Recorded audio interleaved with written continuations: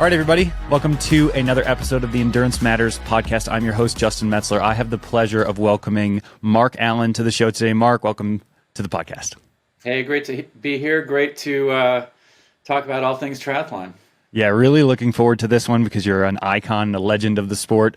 And, we've been in the same circles for quite some time and run into each other here or there at some races, but I don't know that much about you other than what I've read and heard over the internet. And so looking forward to getting into it. I start off the podcast here with a hard-hitting question. So the first one I have for you today is, you're well known for your nickname, The Grip. If you had to choose a different nickname, because The Grip was taken, what would you choose? Oh, good God. I don't know. My entire life I have had nicknames. I was the Grip. In high school, I was this absolute little shrimp. I was the smallest guy on the swim team, smallest guy on the water polo team. And so, and everybody else in high school, they all had like full-on beards, and I still looked like I was in third grade, and so they called me Twanger.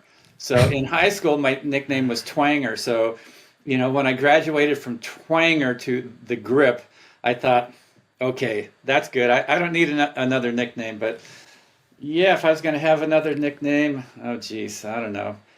I actually kind of like Mark. That's a pretty good start. Yeah, 100%. I think from Twanger to Grip, you definitely got an upgrade. So, you've owned that Grip 100% now.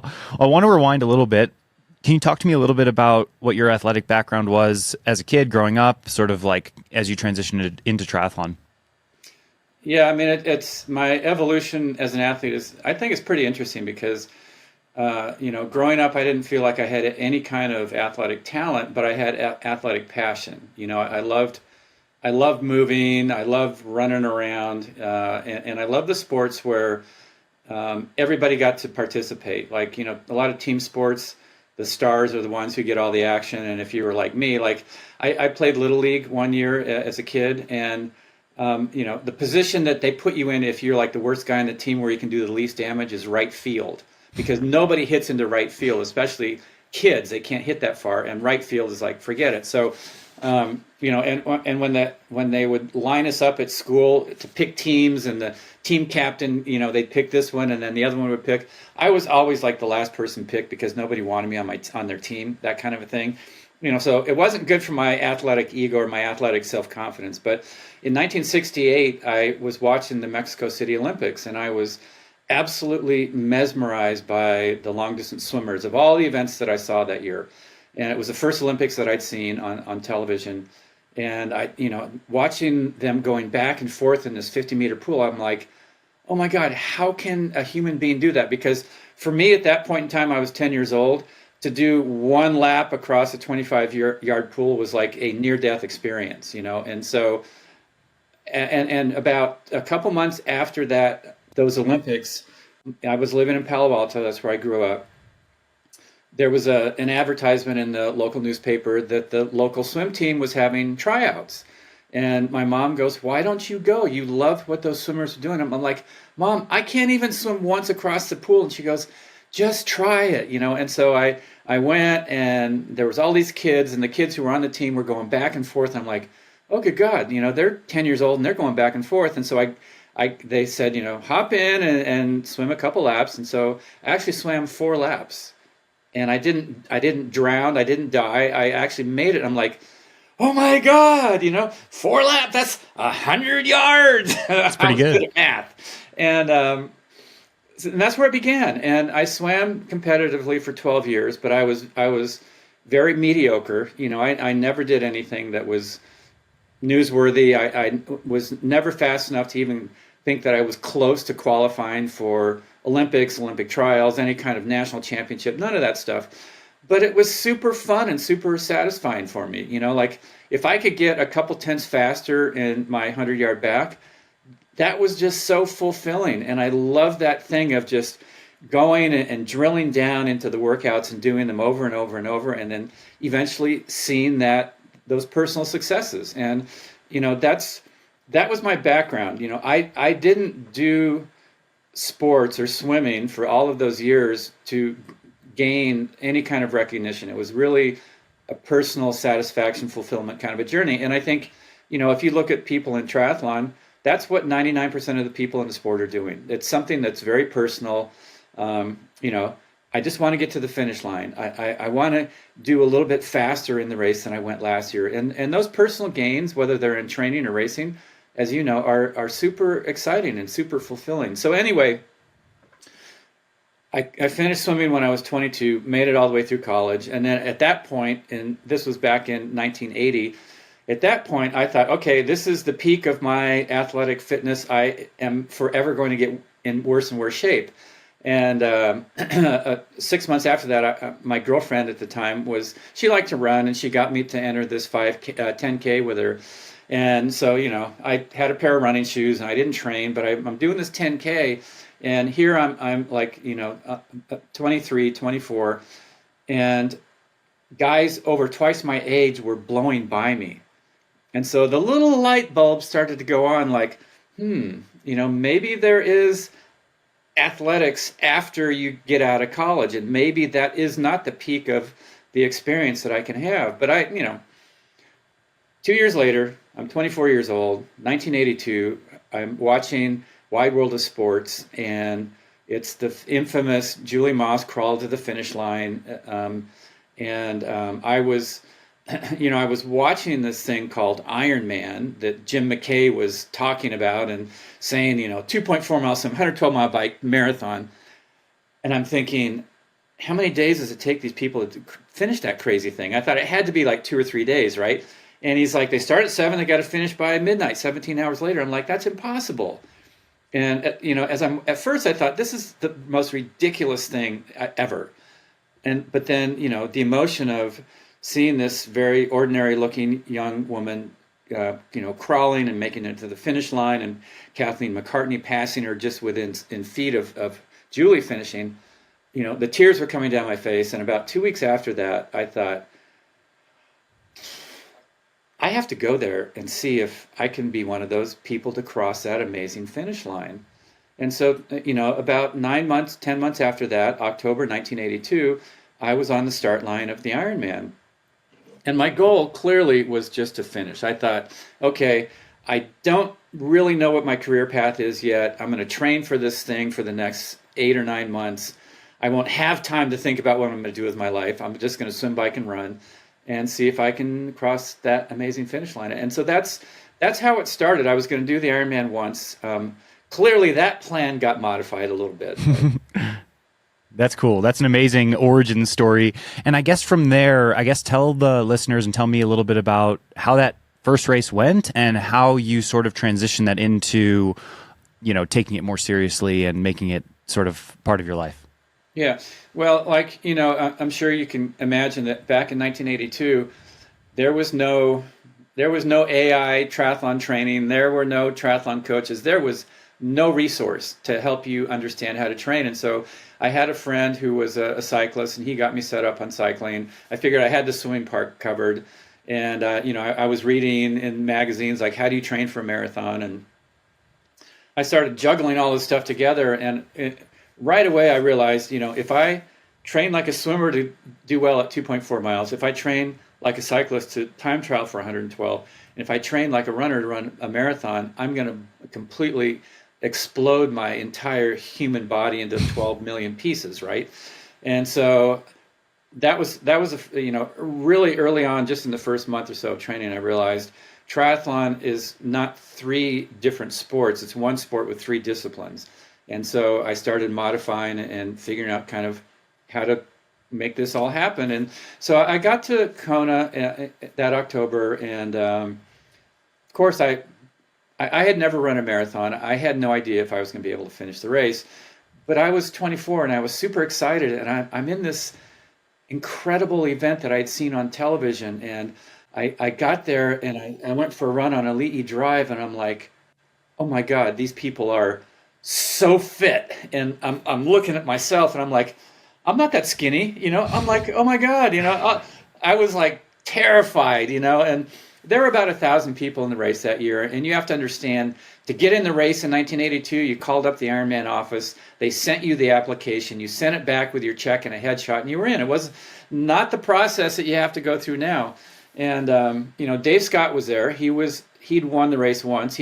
and he was hoping to, win his second title. And, he was the guy to beat. And anyways, but I wasn't thinking about beating anybody. I was just trying to, hopefully cross the finish line. And, the cannon sounded at 7 a.m. and there was that feeling of, once we started, kind of like the nerves just went away, and you sort of get, all of a sudden your world shrinks into just like the people that are swimming around you. And, every now and then I was looking around and seeing the fish under the water. And, I wasn't, I was going as hard as I could, but I wasn't like thinking anything, I was just like, this is kind of cool, and then, you make it to the turnaround, and I started heading back, and I'd gotten on the feet of this guy that was swimming at a pretty good pace. And at one point I thought, I wonder where the leaders are. And I, like I said, I wasn't really in a huge hurry.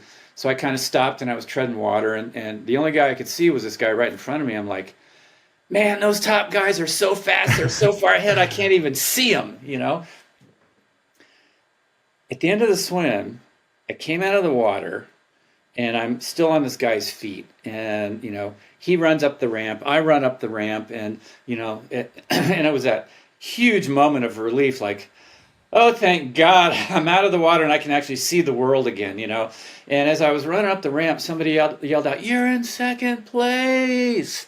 And I'm looking around like, who are they talking to? And I realized, oh my God, I am on the feet of the leader of the race. And so I ran up. I'm like, I wonder who the dude is who's in front of me. And I looked, I'm like, it's friggin' Dave Scott, the man. Dave Scott, he's like the best guy in the world. And I'm with him. I'm like, this sport is amazing, And I'm like, okay, don't get too excited. You were a swimmer, so, it's probably going to go downhill from here. Well, by Javi, still with Dave Scott, halfway through the bike, we had a 5-minute lead on everybody else, and I'm still with him, and I'm feeling amazing. And we made the turn, and those tailwinds were like howling, and finally it kind of got to a point where we made it back to Kauai High, and we headed back on the Queen K. And I can be kind of a thorn in people's side sometimes, and I'd never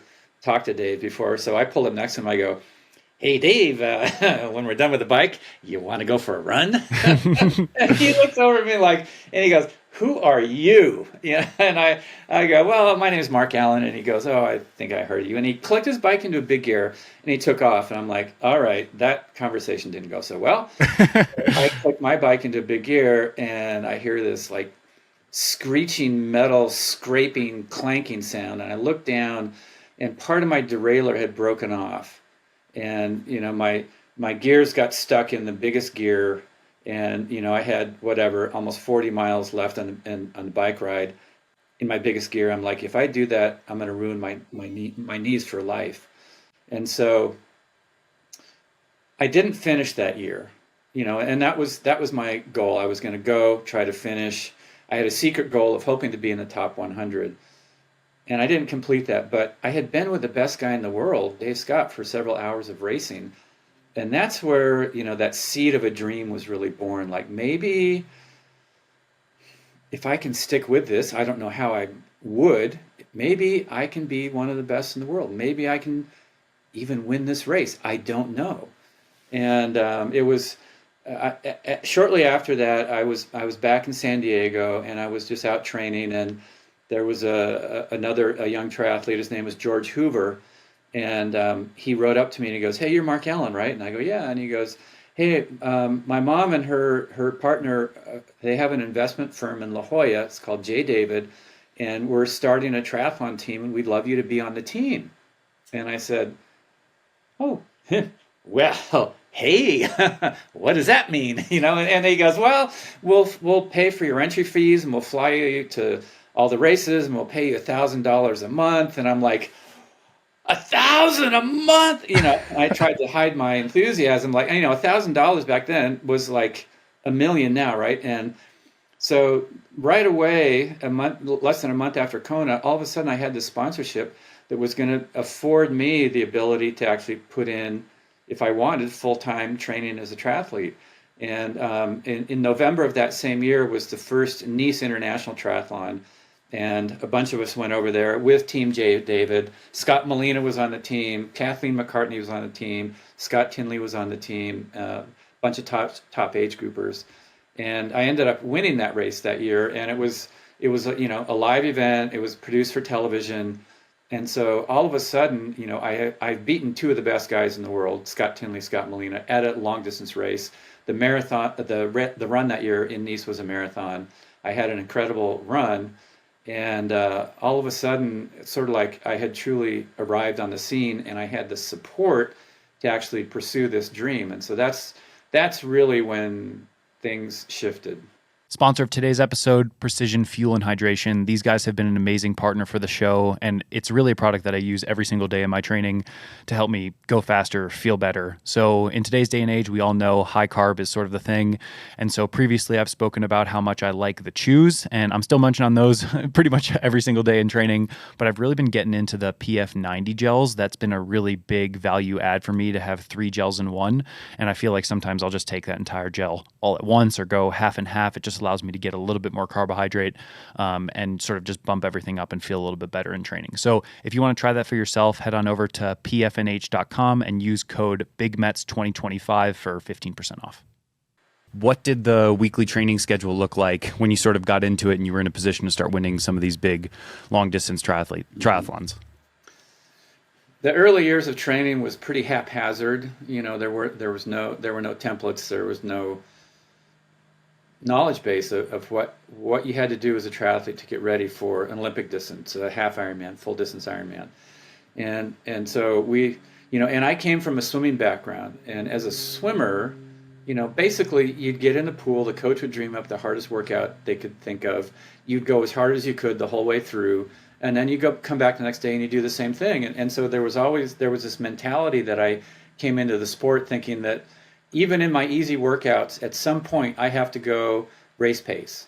And so I was looking at, let's say, what the top guys were running for their 10K in Olympic distance, and it's like, they're somewhere around 5-minute pace. So even if I went for like an easy 30, 40-minute run, the last 400 meters or half a mile, I'd try to go 5-minute pace. And, clearly if you train like that, you get this real quick increase in fitness, but it's not sustainable to go that hard all the time. Clearly that R word, recovery, was not even in my vocabulary.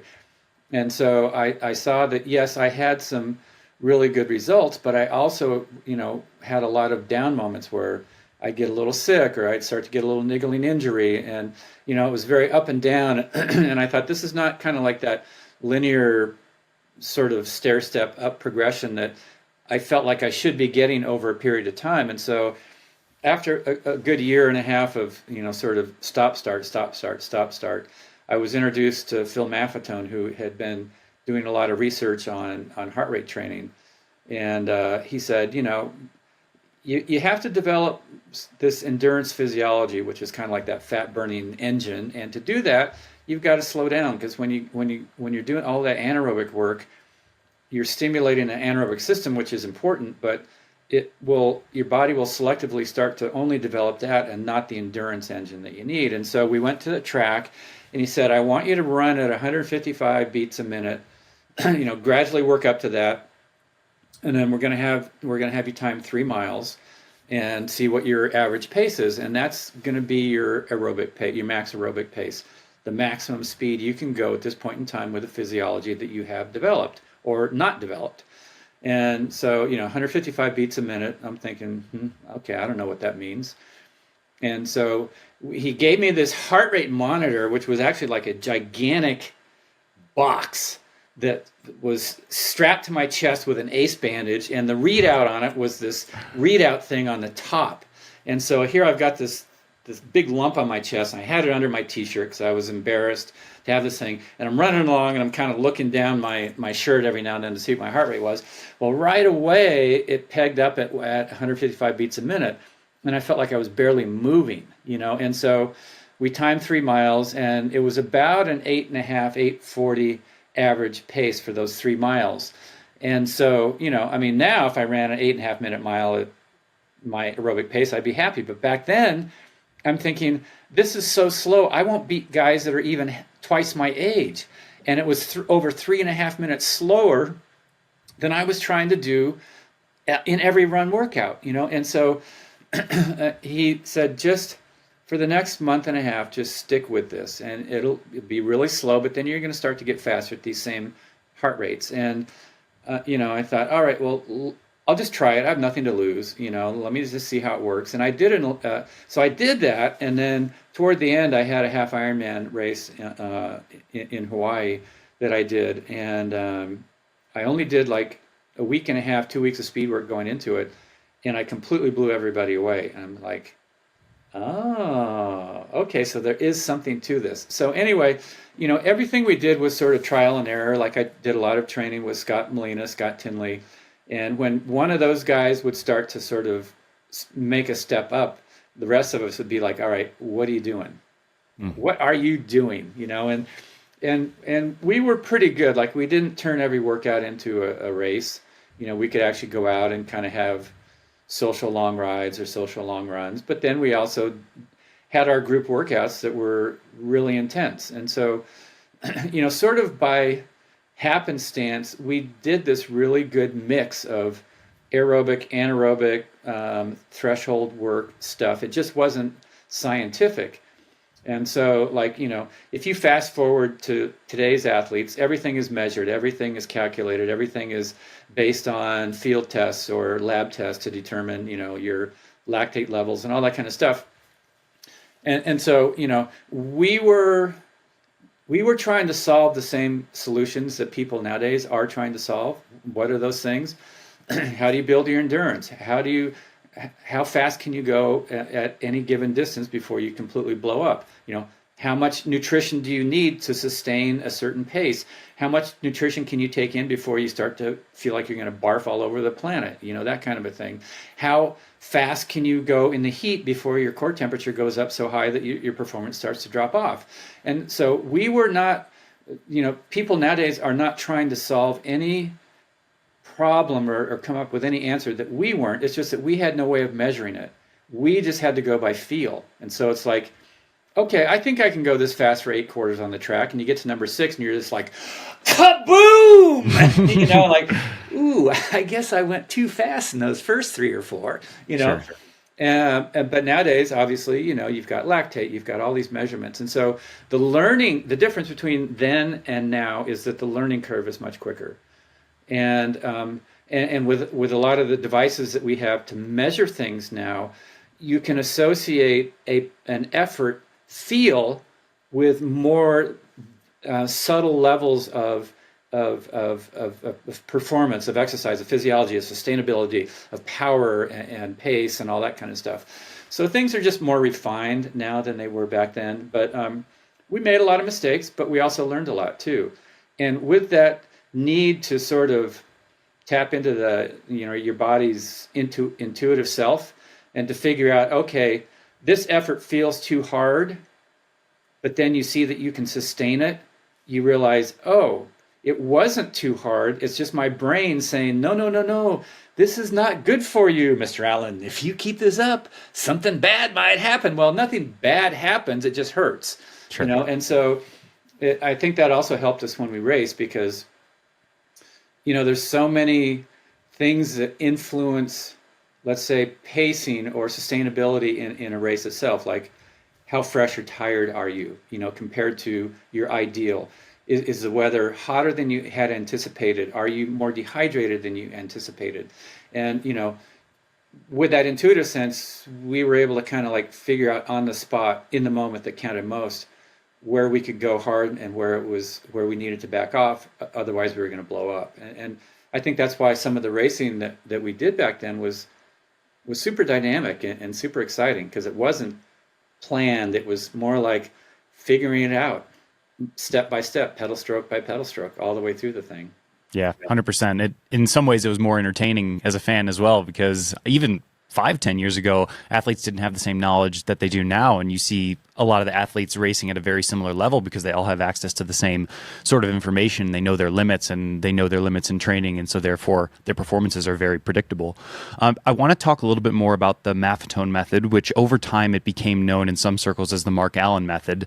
When you transitioned from using that big box on your chest and heart rate monitors became a little bit more actually usable in practice, did you double down on the 150 to 155 heart rate training? And did you do more of that over time and less of the let's just train with others and go by feel and sort of naturally find the balance? What did it look like maybe in the mid 80s, late 80s when it became a little bit more accessible? Yeah, I was pretty structured with it.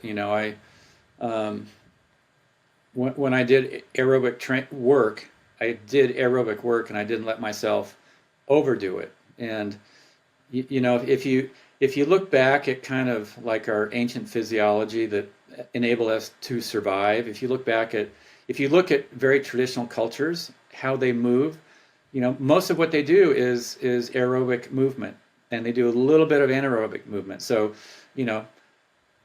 traditional cultures where you don't have cars and any of that stuff, and you're surviving out in the wild, people walk 3 or 4 miles a day just as a matter of living. And every now and then, you got to chase some game for food, and you're going really fast, or something is dangerous and it's chasing you, and you've got to get back to the cave and put the rock across the door to be safe. And so, when we do anaerobic stuff, from our ancient genetics, it's actually, it's that fight or flight that gets activated.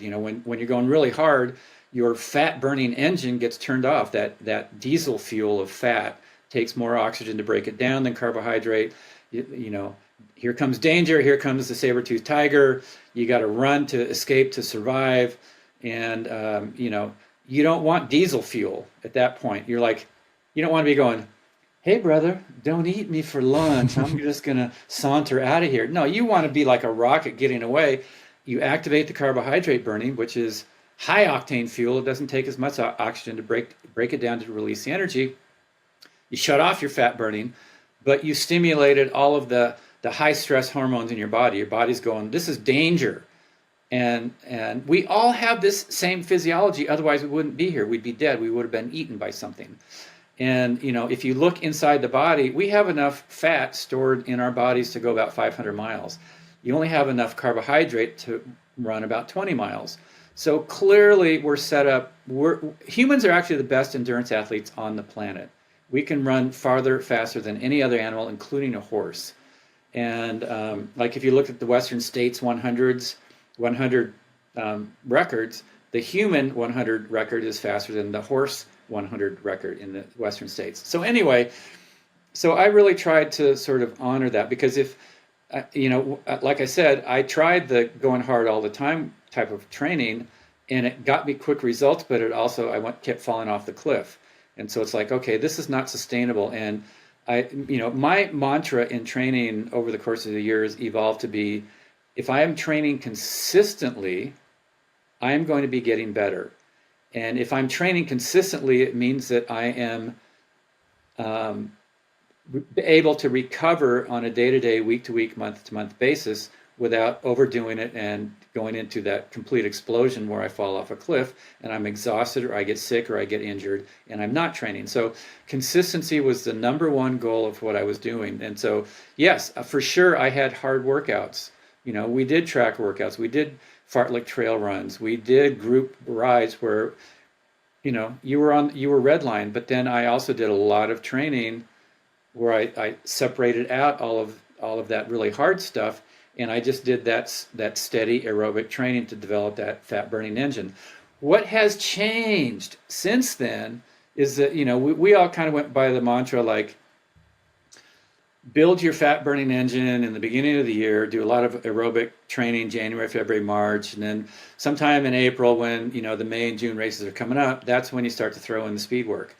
And then you start getting both of those physiologies developed. Well, and it worked, and that's what everybody was doing, so we were on the same relative scale. And then just recently, they have shown that actually if you start out in the early season throwing in some anaerobic work, your VO2 max goes up quickly. And then when you get closer to those races that you're doing, especially if it's a half or a full and you need that aerobic physiology, that's when you add in a lot more of your aerobic work. You have this huge engine that you're working with, and your aerobic pace is so much faster, and you develop so much more of that fat burning physiology quicker, and you shift away from that carb burning physiology, which is important to conserve your carbohydrates when you're doing, let's say, an Ironman. And so it's the same stuff, but just some of it has been shifted from when I was racing.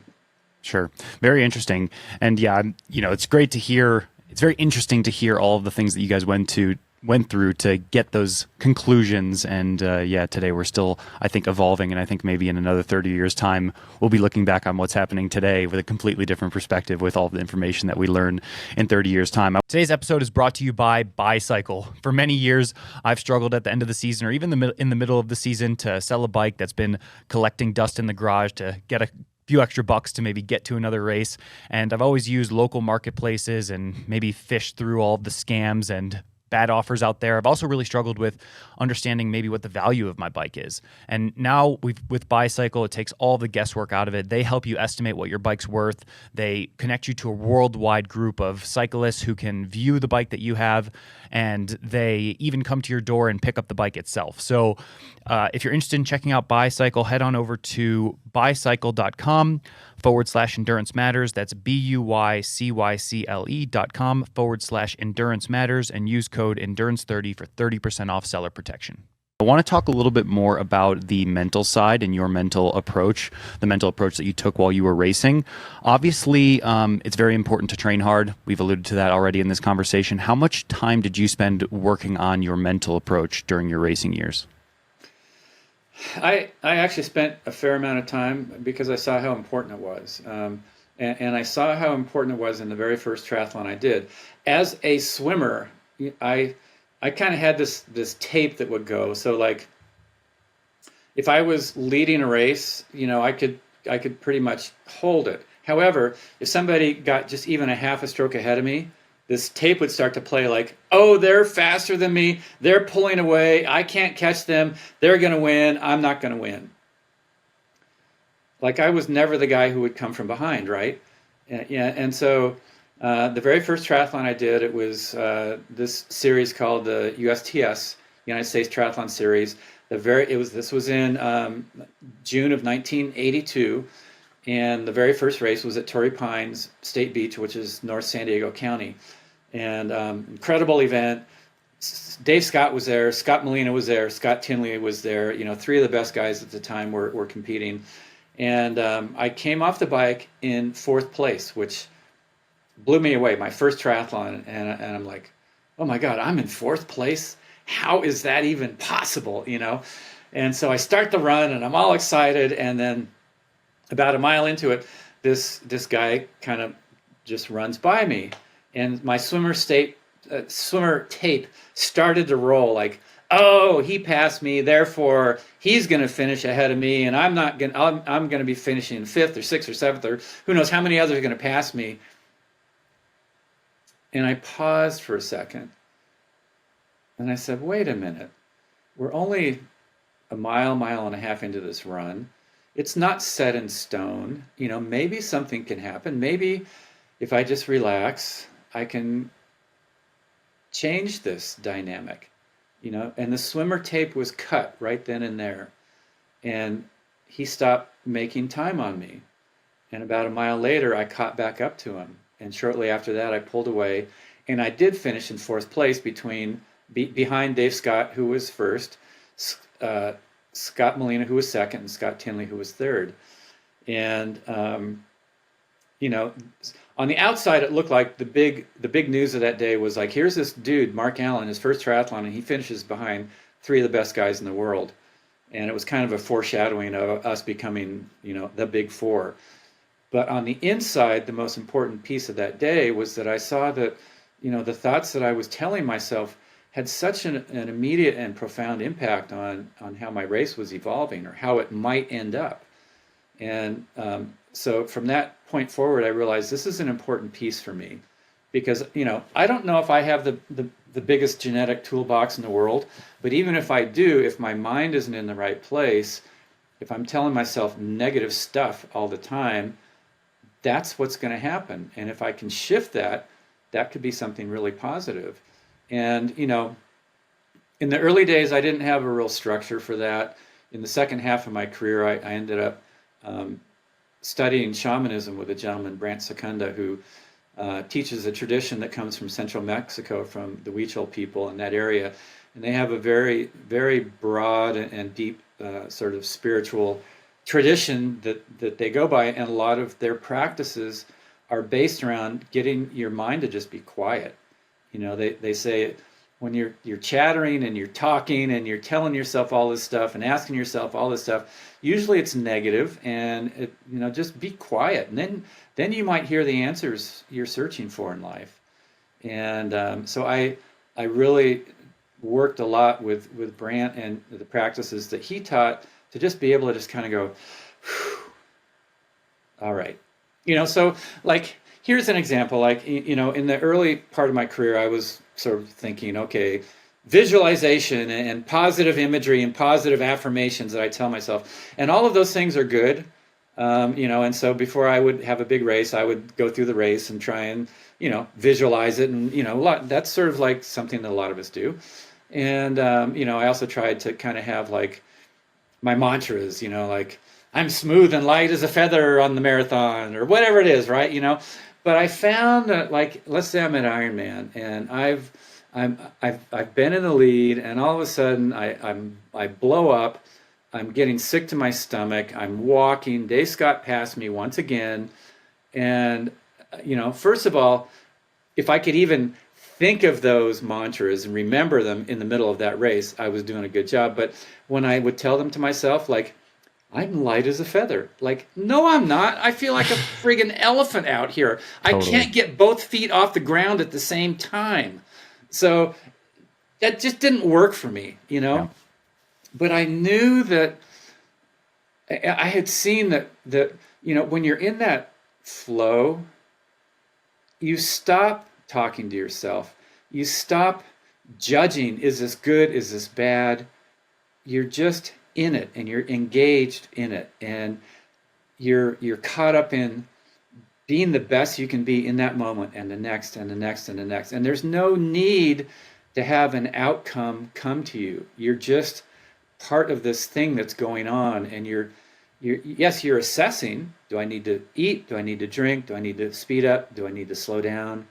What do I need to do to optimize my performance right here? Relax my shoulders, you know, whatever it is. But there's that quiet that's enveloping that entire experience. And when I'm in that space, it's almost like you can see 360 degrees. It's like you're almost hyper aware, but it's a very relaxed space, and it's very powerful because you feel like you're connected to all possibility. And so even if you're like a million miles behind and somebody's pulling away from you, there's still possibility.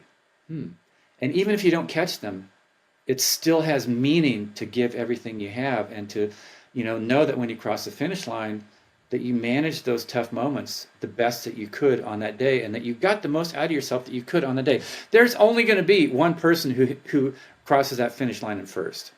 So does that mean that everybody else is a loser? Absolutely not. You know, you can still create your best moment, your greatest story. And sometimes the most empowering moments are when you could have just gone, this sucks, this is terrible, I shouldn't have come here, you know, Dave Scott won again, wah, wah, wah. You know, you're whining. Whining doesn't help. Okay, there's that quiet space. Now what can I do? I'm walking. Let me walk as fast as I can here. And then the energy comes back, and then you can jog a little bit. Let me jog as fast as I can. And then you run out of gas and you got to walk again. Let me walk as fast as I can. And these words come from real moments that I had to deal with in the Ironman, where I could be in the lead and then I'd fall apart and Dave would win and I wouldn't. And I have to recraft my why, my purpose in that moment. Like when things are starting to go downhill and maybe your biggest dream is pulled from your hands and you know you're not going to achieve it, what's next? Do you just give up? Do you just say it's not worth it? Do I quit? Do I start coming up with my excuses and I'm going to tell everybody of why I had a lousy race? Or do I turn this around somehow and still have the best race I can? And when you do that, you learn a skill that's going to help you in the moments that are your greatest moments. Because even in your greatest races, there's going to be moments where you aren't feeling your best. But if you can get 100% out of that 70% moment, you might still win the race. And so, I tell the athletes that I coach, I say, the only bad race is one that you don't learn something from. Whether you achieved a PR, you podiumed, you qualified for a championship, or you completely blew up, it's a waste of, you've missed the essence of it if at some point in the future you don't reflect back and figure out, what did I get out of that? What did I learn from it? Sure. And that's super empowering, because then the richness of the triathlon experience, of that racing experience, is always going to be there for you. Sponsor of today's episode is Lever Movement. This is a really cool product. It allows you to get some body weight support on any treadmill. You pretty much put this device on there, you put on a pair of shorts, and you use a cord to be able to take off up to 40 pounds of body weight. So many of you know I had Achilles tendon surgery recently, and I've been using the lever over the course of the last 40 runs to work up to the point where I was able to run an hour on land today. So that was a big milestone for me. Additionally, I've realized over the course of that process how important this could be for keeping me healthy and getting in some speed work without that pounding on the road. So I'm definitely going to be using the lever over the course of the next months and years as I continue to get back fit, healthy, and ready to race. So if you're interested in trying a lever for yourself, head on over to levermovement.com and use code ENDURANCEMATTERS20 for 20% off all devices. Yeah, I can relate to that 100%. And I feel like I'm sort of almost in that place right now where I've had some recent Ironmans, one in particular where I was winning the race at mile 22 and completely blew up and ended up finishing fourth. And I feel like I'm at that point now where I'm trying to take on board that information and use it to power, hopefully, a win in the future. I'm curious to hear from your perspective if there was anything that you can recall from the space, that particular space, whether it was 6 months or a year from quote unquote failure or a performance that was below your original expectation of maybe winning or going from winning to finishing fourth or walking, to the point in which you were able to overcome, learn, and win. Yeah, one thing to sort of keep in mind when you have a race that's really crappy, you're winning at mile 22 and then you fall apart and you end up fourth, you probably went home that sucked. That was terrible. It's okay to be disappointed. It's okay to kind of let yourself just wallow in that disappointment for a while. You don't have to go home and go, oh, well, that was really empowering because I finished the race and I didn't give up. I gave everything I could and I'm happy as a clam. No, you're not. You're pissed. You're bummed. You're disappointed. You're sad. You're devastated. Let yourself feel that for a while. And then after a while, you're going to get tired of feeling that. And then at some point, you'll get enough distance from the race that that immediate emotion from it becomes background noise. And when it sort of drifts into the background and it has less impact on you, that's when you're going to be able to start to look at that race clearly and go, okay, what did I gain? Maybe I learned something about where I had some holes in my training and I need to shore that up. Maybe I just learned how to handle a difficult situation better. And that's gold too, because like I said, there's no race that's going to be perfect all the way through. And so now I know that going forward, even in those little glitchy moments where things aren't going great, I'm still going to be racing my best. And so give yourself that time, because any solution or decision you make in the heat of that post-race emotion is not going to be the right step forward. And that goes for races where you excelled. You finish a race that's just incredible and amazing, and you're just like, you and your family and your team are just like over the moon excited, and you want to go out in 2 weeks and do that next race that you hadn't planned on doing, and you go there and you blow up. That was not clarity. That was a decision based on emotion. And sure. So even in the great races, give yourself time to kind of let that immediate motion drift into the background, and then you'll be able to look at things a little more clearly and go, okay, what is my next step? What is my next why? What are the things that I learned from that? And Sure. it doesn't have to be anything earth shattering that you learn, but you'll learn something. You'll see something and go, okay, yeah, I'm able to deal with things a little bit better than I could before. Or, now I see what I have to do to actually do really well. And Sure. that can be a double-edged sword. Like, after I won Kona the first time, I thought, okay, now I know what it takes. But the other side of that was like, oof, now I know what it takes. Totally. 100%. And that pressure can be quite a lot if you're going to repeat. Obviously, you did that very successfully. I'm curious to hear your thoughts because, as you know, the career of a professional sports person, it's a roller coaster. You've alluded to that already in this podcast of there's going to be these peaks, there's going to be these valleys. I'm curious to hear if you found your true purpose and were like completely fulfilled by your career as a professional triathlete through your spiritual journey, through your racing journey. What's your take on that? Yeah, that's a great question. So the first, I'd say half of my career was really kind of defined by trying to win Ironman, right? Like the first 6 years that I raced Kona, I didn't win. And it was not until the seventh try at trying to win that event that I finally was able to have the race that I really felt like I was capable of. And then so after that first win, literally for almost an entire year afterwards, I would wake up in the morning going with that feeling like, was that a dream? Like, oh no, I did it. I actually won it. I won the second one, and that feeling lasted for a couple months. And then after the third win, that feeling lasted for about a week or two. And I'm like, okay, how many Ironmans do I have to win to feel good about my life all the time? 1,000? And that was a real shifting point for me because I realized my motivation to win Ironman had been satisfied. And now I'm faced with the question, why do I want to go back? Why would I want to go back? Why would I want to put my body through all of that training? Why would I want to endure that much pain in training, but then in the race itself? It's hard. It's hard stuff.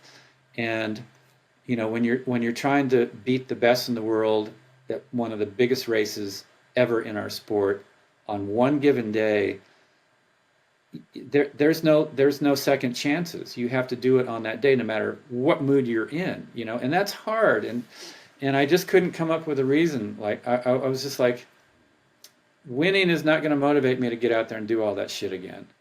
And so that was a real shifting point in my career because going into the season that next year, I was at a real crossroads. Like, why am I even racing? And a number of things happened, and finally I realized I want to go back and race for the same reasons that I did swim, that I was a swimmer. I want to just see how good I can get. And this has nothing to do with being the champion. I don't care where I finish. I just want to see if I can get a little bit better because I knew that I could.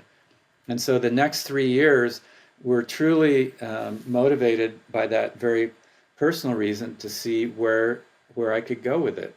And it ended up that level was good enough to also win those 3 years. And a lot of professionals, their why, they don't ever evolve it. And so, the things that motivated them in the early part of their career, once those get satisfied, then all of a sudden they're left flat and they lose it. They can't find that fire again. But it's because they're trying to race for the same reasons that they did 5 years ago or 10 years ago, and that just doesn't do it for you anymore. And so, triathlon, if you do it long enough, is going to be a journey of life. It's sort of like life itself, The things that are important to us when we were 10 or 20 are different than when you're 30 or 40. And it's just like that as a racer as well. Yeah. Very interesting. Yeah. So ultimately you get to a point in which, all athletes get to the point where they have to retire. What was that moment for you what was the impetus for retirement? Was it a physical decision, mental decision, or combination of the both? Yeah, great question. training, like I have mentioned, I would train winters in San Diego, summers in Boulder, Colorado. So in both of those locations, I had a lot of contact with top athletes in a lot of different sports, running, cycling, swimming, triathlon. And I had seen a lot of world-class athletes push it too many years, and then all of a sudden they're forced out of their sport because they want that one more dopamine hit of that incredible race, and they're past their prime and they're never going to get it. And then they're forced out because they get sick, they get injured, they're burned out, and then they leave on a note that's sort of, it's not by choice, let's say. And so that was one of my overarching goals early in my career, was when I retire, I want to do it by choice because I know it's the right time. And I was sponsored by Nike for all those years that I was competing, and I asked my main person at Nike, I said, what do you see as the biggest challenge for athletes when they exit? And he said, one of the biggest challenges is that when you have been at the top of your sport and you move on, you are not going to be at the top of whatever is next, at least in the beginning for sure, and maybe never, ever again. And that can be really hard for people, and they're just not prepared for the amount of work that they have to put in to even maybe be average at something else. And so, I had these two things in mind. One, I want to leave on my own terms. I don't want to be forced out because I'm sick, I'm injured, I'm burned out. And secondly, I was prepared knowing that whatever's next is going to be very different, and that will be okay. And so in 1995, as I was preparing for what I knew would be my final Ironman, I kind of had my bag of tricks of things that I wanted to try in training, and ways that I wanted to prep to be ready to have my best race ever. And that year I felt like I've pulled everything out of the bag, and there's no way that even if I win this year, there's nothing more I can do the next year to become better. And like I said, my goal at that point was to just keep trying to notch it up another level each time I went back. And so I knew that year in 1995 that this is it. This is going to be the best that I can bring into it. And in that personal journey of trying to be the best I can be, this is going to be the best that I can be at triathlon. And so before I even set foot on the start line in Kona in 95, I knew this was going to be the last one. And so the decision was very, very clear for me. I was healthy, I wasn't burned out, I wasn't injured. And this is the best I can be.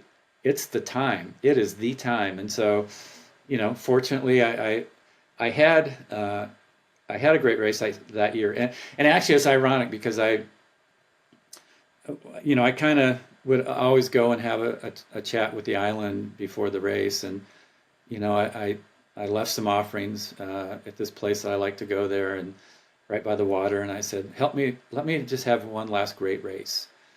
And, when I said, let me have one last great race, in my mind, I'm thinking parade lap, I'm going to be so far ahead of everybody, maybe set a course record, and it's going to be like super easy, right? Well, early on in the bike, there's this long downgrade when you're, I don't know, 20 some miles into it before you go down to Waikoloa. And it's this long downgrade. And the headwinds were so strong that I was in a 39.17 pedaling downhill. Wow. And I'm thinking, okay, scratch the record thing, but let's have this be like a super cool parade lap, right? And as you're probably aware, I came off the bike 13 and a half minutes behind Thomas Hellriegel. Nobody had closed that gap, that big of a gap, to be the champ. And so all of a sudden, on the outside, it's looking like I'm having the worst Ironman of my career.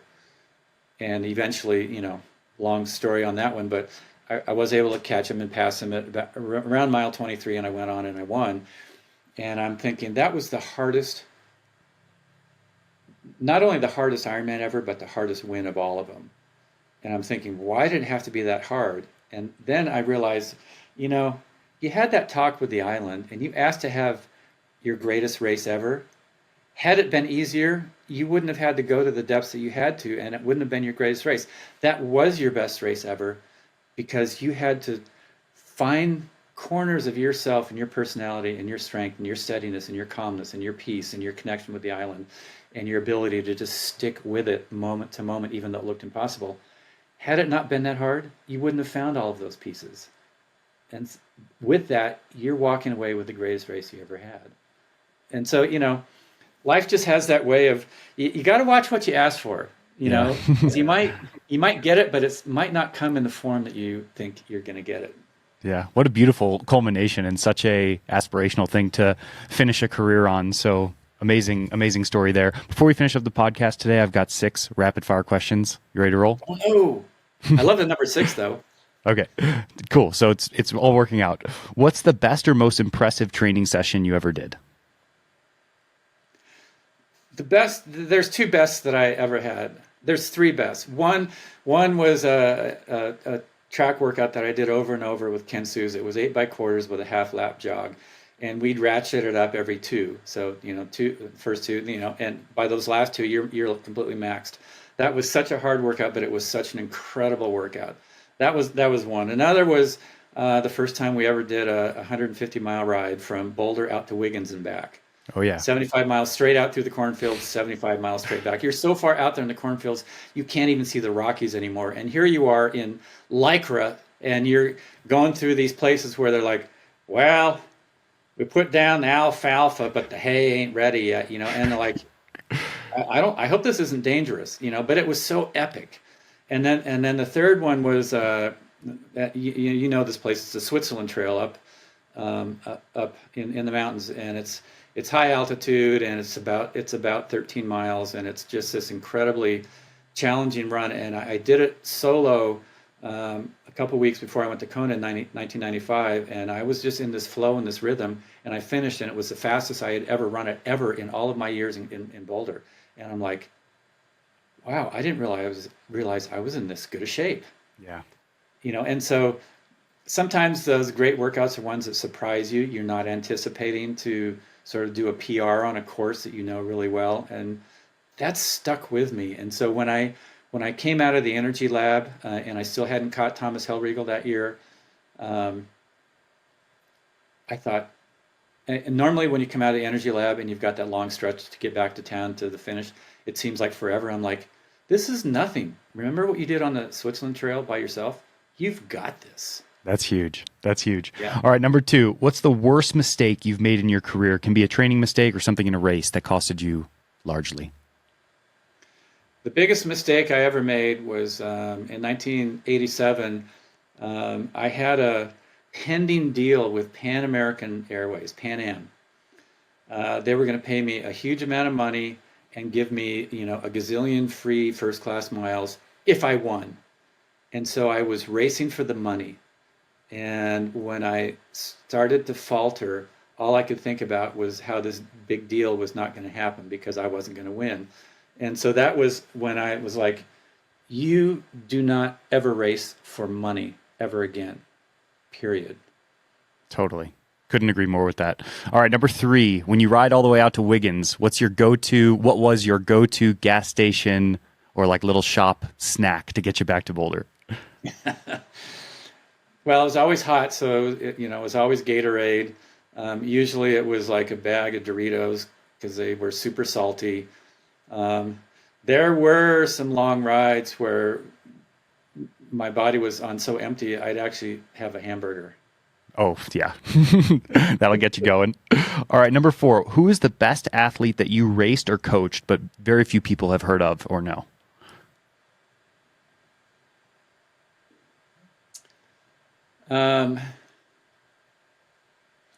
Wow, that's a good question. Some of the best athletes that I've raced or coached are the age group athletes. They'll never be pro level, but they're such good athletes, and more than being good athletes, they're good people that bring the best that they can into it. I coached a guy for years named Leo DiCanio, and he started in the sport. He's a Clydesdale, and he started. He did a sprint race in Florida where he lived, and he got last place. And he goes, okay, that sucked. And he goes, next year I'm coming back and I'm doing better. And he got last place again. Wow. And he's like, okay, that really sucked. and he goes, I need a coach. And so he Googled coaching, and my name came up, and he contacted me, and I started coaching him, and I was having him. He was like the go hard all the time guy, and was trying to get him to slow down and do some aerobic stuff, and he questioned every single thing that I had him do. But I could tell, like, he was a pain in the ass in the beginning, but I could tell it was more like he just wanted to understand why he was doing this stuff. And so I was very patient, and he did some races and actually started to do well, and then he started winning the Clydesdale class on a lot of events, and one thing led to another, and he ended up doing some Olympic and then some half and then some fulls, and he eventually went to Kona and crossed the finish line. And Leo DiCanio crossing the finish line, still Clydesdale weight, was one of the most iconic and emotional moments for me to realize, here's this guy that he will never be the fastest guy out there. He's just not built to be, but he has the passion of the top people in the sport, and he gets as much out of it, if not more, than just about anybody else. And it was a personal journey, and he completed it, and he was part of the fabric of Ironman, which is just all about the stories anyway. And Amazing. so that's one of the cool things. All right, cool. Final one here. If you had to pick a 1980s triathlon fashion trend to be mandatory in 2025, what would you pick? Oh, the Speedos. You got to race in a Speedo. Got to do it. Actually, like some of the coolest photos, I think, were when Scott and I were racing each other, and we had on running shorts and singlets. Like, yeah, that just looked kind of cool, I agree. And, I agree. Well, thank you so much for your time today, Mark. This was so insightful and cool to hear some of those stories, and just to really appreciate you coming on. Thank you very much. All right. I hope everybody enjoyed it. Cheers. See you in the next episode. Peace. All right.